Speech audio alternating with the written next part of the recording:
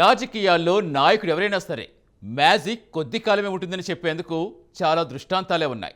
నాయకుడికి ప్రజలను ఆకట్టుకునే శక్తి ఎల్లకాలం ఉండదు.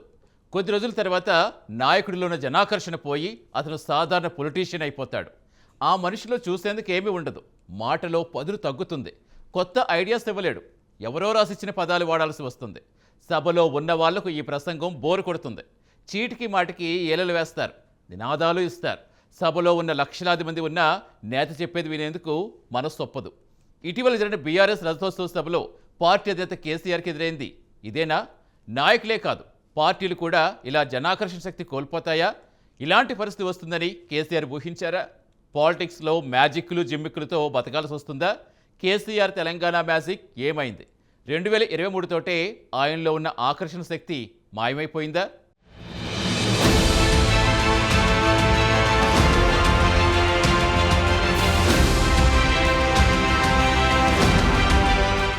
ఏప్రిల్ 27న జరిగిన బీఆర్ఎస్ రజతోత్సవ సభలో గులాబీ బాస్ కేసీఆర్కు ఇదే ఎదురైంది. నాయకులే కాదు, పార్టీలు కూడా ఇలా సొంత వశీకరణ శక్తిని కోల్పోతాయా? అప్పుడు పార్టీ సంస్థాపక మహదాశయం మారిపోయి చీప్ పాలిటిక్స్, ఎత్తులు పై ఎత్తులతో బతకాల్సి వస్తుందా? ఇలాంటి గతి కాంగ్రెస్కు పడుతుందని మహాత్మాగాంధీ ఊహించారా? స్వాతంత్ర్యం వచ్చాక ఇక చాలు, కాంగ్రెస్ పార్టీ రద్దు చేయండి అని పిలుపు ఇచ్చింది ఎందుకేనా? 1948 ఫిబ్రవరి 2 హరిజన్ పత్రికలో ఒక వ్యాసం రాస్తూ కాంగ్రెస్ అవసరం తీరిపోయింది, దాన్నిక రద్దు చేయండి, అదొక ప్రజాసేవా సంఘంగా దేశమంతా విచ్చుకోవాలన్నారు. నిజానికి కేసీఆర్ కూడా చాలాసార్లు తెలంగాణ ప్రత్యేక రాష్ట్రం వచ్చాక టీఆర్ఎస్తో పనేముంటుందని కాంగ్రెస్లో విలీనం చేసి నాటి ఉత్తరప్రదేశ్ ఎన్నికలప్పుడు సోనియా గాంధీకి సలహాదారుగా వెళ్లాలనుకున్నారు. బీఆర్ఎస్ 25 ఏళ్ల కింద టీఆర్ఎస్గా పుట్టింది. ఈ రజతోత్సవ వేడుక కోసం వరంగల్ సమీపంలోని ఎల్కతుర్తి సమీపంలో భారీ బహిరంగ సభ ఏర్పాటు చేశారు. లక్షలాది మందిని రాష్ట్రం నలుమూలల నుంచి తరలించారు. ఇంత పెద్ద పండుగలో మాట్లాడింది ఒక్కరే, మరొక్క నేతకు ఛాన్స్ ఇవ్వలేదు. ఆయనకు స్వాగతం చెప్పేందుకు ఆ పార్టీ నేత ఎర్రబెల్లి దయాకర్ రావు ఛాన్స్ ఇచ్చారు. 25 ఏళ్లు పూర్తి చేసుకున్న పార్టీలో ఈ సుదీర్ఘ యాత్ర గురించి మాట్లాడేందుకు ఎవ్వరికీ ఛాన్స్ ఇవ్వలేదు. అయితే రాష్ట్రంలో ప్రజాస్వామ్యం నాశనమైపోతోందని, ప్రశ్నించే గొంతులను కేసులతో నొక్కిపెడుతున్నారని, పోలీసుల జోక్యం ఎక్కువైందని, ఇది సహించమని బిగ్గరగా అన్నారు.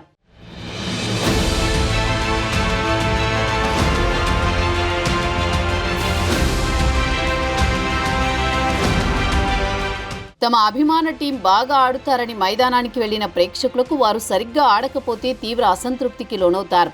టీవీ ముందు కూర్చుని ఆట చూస్తున్న ప్రేక్షకుల పరిస్థితి కూడా ఇలానే ఉంటుంది. బీఆర్ఎస్ రజతోత్సవం సందర్భంగా కేసీఆర్ ప్రసంగం కోసం సభకు వెళ్లిన వారికి, టీవీలో సోషల్ మీడియాలో చూసిన వారికి కూడా ఇలాంటి అనుభూతి ఎదురైంది. పార్టీ పెట్టి 25 సంవత్సరాలైన సందర్భంగా బీఆర్ఎస్ హన్మకొండలో నిర్వహించిన రజతోత్సవ సభలో ఆ పార్టీ అధినేత, మాజీ ముఖ్యమంత్రి కేసీఆర్ ప్రసంగం కోసం ఆ పార్టీ కార్యకర్తలే కాదు, తెలంగాణ ప్రజలు కూడా ఆసక్తిగా ఎదురు చూశారు.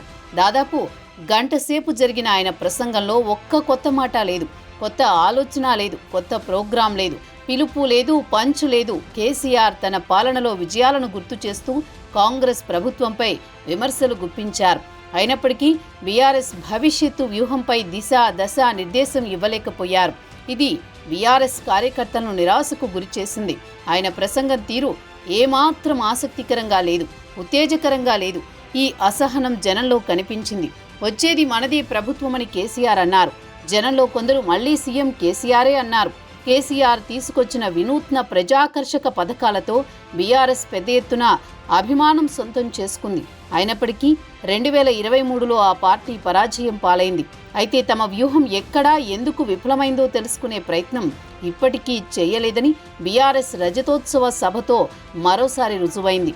లోపం ఎక్కడుందో తెలుసుకునే ప్రయత్నం చేయకుండా, బీఆర్ఎస్కు ఓటెయ్యకుండా ప్రజలే మోసపోయారనే ధోరణి ప్రదర్శిస్తున్నారని విశ్లేషకులు అభిప్రాయపడుతున్నారు.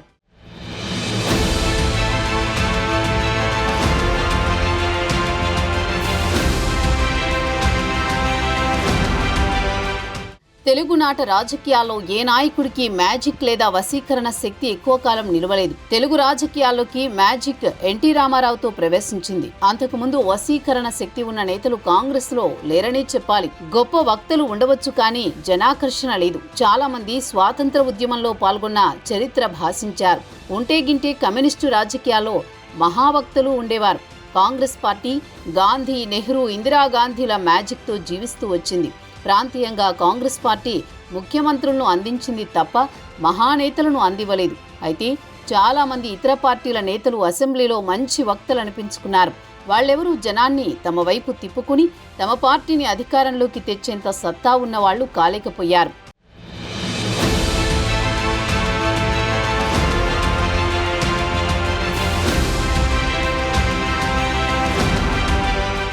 కమ్యూనిస్టు పార్టీ మాత్రం ఎందరో మహానేతలను, వక్తలను అందించింది. 1980 నాటికి కమ్యూనిస్టు నేతల మ్యాజిక్ కూడా పోయింది. అప్పుడు తెలుగు నేల ఒక మ్యాజికల్ పవర్ ఉన్న నాయకుడి కోసం ఎదురు చూస్తూ ఉందా అన్నట్లు తయారైంది. 1982లో ఎన్టీ రామారావు తెలుగుదేశం పార్టీ రూపంలో జనం ముందుకి వచ్చారు. ఆయన ఒక సుడిగాలి సృష్టించారు. రాజకీయాల్లోకి మ్యాజికల్ పవర్ ప్రవేశపెట్టారు. రాజకీయాల్లో కంటెంట్ ఫామ్ని మార్చేశారు. ఎన్టీఆర్ ఉపన్యాసానికి ప్రాధాన్యమిచ్చారు. మంత్రశక్తి ఉన్న మాటలను ప్రయోగించారు. రాజకీయాలను గొప్ప ప్రదర్శన కళగా మార్చారు. బస్సులు, లారీలతో తోలే అవసరం లేకుండా జనం ఈ మాటల మాంత్రికుణ్ణి చూసేందుకు పరుగులు పెట్టారు. రాష్ట్రంలో కాంగ్రెస్ పార్టీ పునాదులు కదిలేలా చేశారు. ఆ దెబ్బ నుంచి కాంగ్రెస్ ఎప్పటికీ కోలుకోలేకపోయింది. అప్పుడప్పుడు అధికారంలోకి వచ్చినా ఆ కాంగ్రెస్ పాత కాంగ్రెస్ కాదని ఆట్టే తెలిసిపోతుంది. ఇలాంటి జన వశీకరణ శక్తి ఉన్న ఎన్టీ రామారావు మ్యాజిక్ కూడా ఎంతో కాలం నిలవలేదు. 1995లో పార్టీలో తిరుగుబాటు వచ్చింది. ఆయనను పదవి నుంచి పక్కకీడ్చేశారు.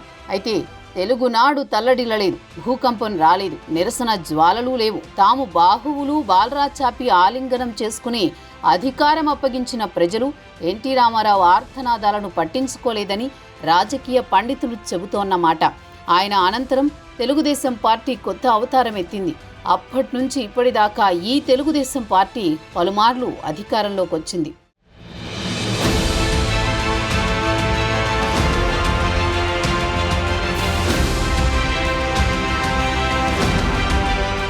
ఇకపోతే 2004 నుంచి 2009లో అధికారంలోకి వచ్చిన వైఎస్ రాజశేఖర్ రెడ్డి కూడా కొంత మంత్రశక్తి ప్రదర్శించారు.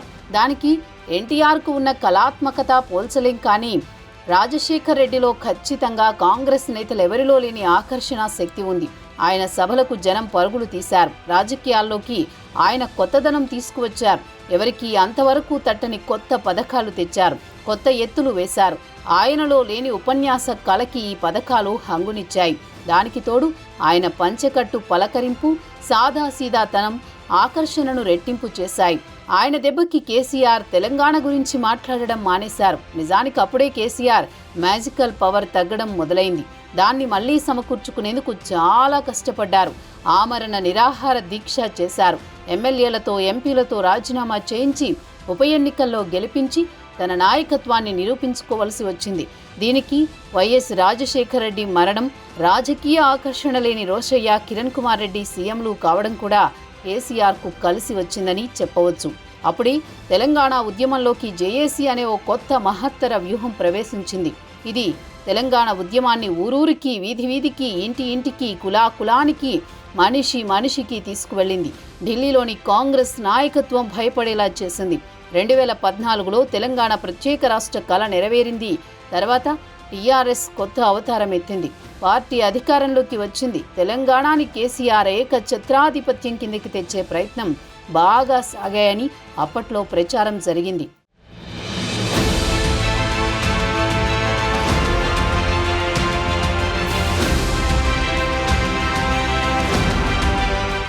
అయితే 2 టర్మ్స్ మధ్యలో కేసీఆర్కి సవాల్ ఎదురైంది.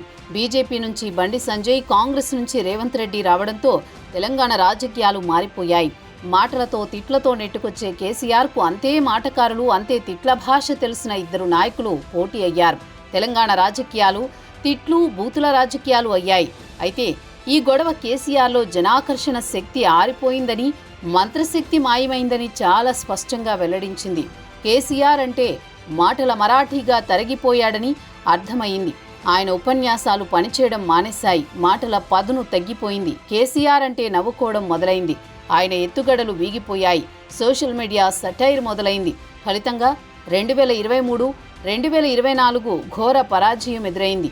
పార్టీ ఓటమి వల్ల ఆయన అసెంబ్లీలో కాలు మోపేందుకు కూడా జంకుతున్నారు. తనను ఆకాశమంత ఎత్తు ఎదిగినట్లు ఊహించుకున్నా జనం ఆయన్ని అందరిలాగా సాధారణ ఎమ్మెల్యేగా మార్చారు. దీనితో ఆయన సభలో కాలు మోపలేని పరిస్థితి వచ్చింది. కేసీఆర్ ఎల్కతుర్తి సభలో ప్రజాస్వామ్యం గురించి మాట్లాడుతున్నప్పుడు, పోలీసులు దుష్ప్రవర్తనను గురించి మాట్లాడినప్పుడు, సభలో ఉన్న పిల్లలకు కూడా ఆయన ప్రోత్సహించిన ఫిరాయింపులు, ధర్నా చౌక్ రద్దు, ప్రొఫెసర్ కోదండరాంని అరెస్ట్ చేసిన తీరు, మంత్రులు, ఎమ్మెల్యేలు, ఇతర ప్రముఖులు కూడా ముఖ్యమంత్రి దర్శనం చేసుకోలేకపోయిన తీరు కళ్ల ముందు కదలకుండా ఎలా ఉంటాయి? జనంలో కేసీఆర్ ఇమేజ్ తగ్గింది. ఆయన ఊహారూపం కూడా బాగా చిక్కిపోయింది. ఈ నేపథ్యంలో బీఆర్ఎస్ ఎల్కతుర్తి సభ ఒక కొత్త దిశ చూపుతుందని, కేసీఆర్ కొత్త ప్రోగ్రాం ప్రకటిస్తారని, పార్టీకి కొత్త కార్యాచరణ అందిస్తారని ఏవేవో ఊహాగానాలొచ్చాయి.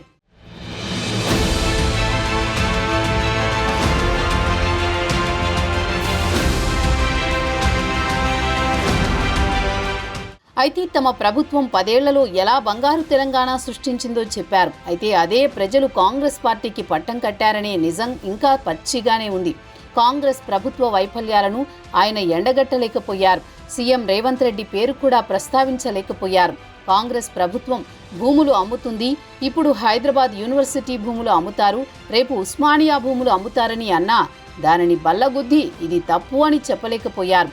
భూముల అమ్మకాలని తారాస్థాయికి తీసుకుపోయింది ఆయనే. అందుకే ఈ విమర్శలు చేసిన వెంటనే భూములు అమ్మడం తప్పు కాదు, నిధులు అవసరమైనప్పుడు భూములు అమ్ముకోవడం చేయవచ్చు అని ఒక సమర్థన విసరాల్సి వచ్చింది. అయితే రజతోత్సవ సభలో కేసీఆర్ తన ప్రసంగంలో కాంగ్రెస్ ప్రభుత్వంపై తీవ్ర విమర్శలు చేశారు. కాంగ్రెస్ ఇస్తాననే హామీలు, చెప్పిన గ్యారంటీల గురించి నిలదీసే ప్రయత్నం చేశారు. కానీ అసెంబ్లీలో ఈ అంశాలను లేవనెత్తి ఉంటే ఆయన విశ్వసనీయత పెరిగేది. బీఆర్ఎస్ తన 25 ఏళ్ల ప్రయాణంలో ప్రస్తుతం అనేక సవాళ్లను ఎదుర్కొంటోంది. గతంలో ప్రతి ఎన్నికల్లో ధైర్యంగా పోటీ చేసిన బీఆర్ఎస్ ఇప్పుడు ఎన్నికల్లో పోటీ చేయడానికే భయపడుతోంది. అంతర్గత విభేదాలు వెంటాడుతున్నాయి. పార్టీని క్షేత్రస్థాయిలో నడిపిస్తున్నది ఎవరో అనే సందేహం కూడా కార్యకర్తల్లో ఉంది. కాంగ్రెస్ ప్రభుత్వం పట్ల ప్రజల్లో అసంతృప్తి ఉన్న సమయంలో ఈ అవకాశాన్ని సద్వినియోగం చేసుకోవడానికి ఇప్పటికైనా ప్రయత్నాలు మొదలుపెట్టాలని రాజకీయ విశ్లేషకులు సూచిస్తున్నారు.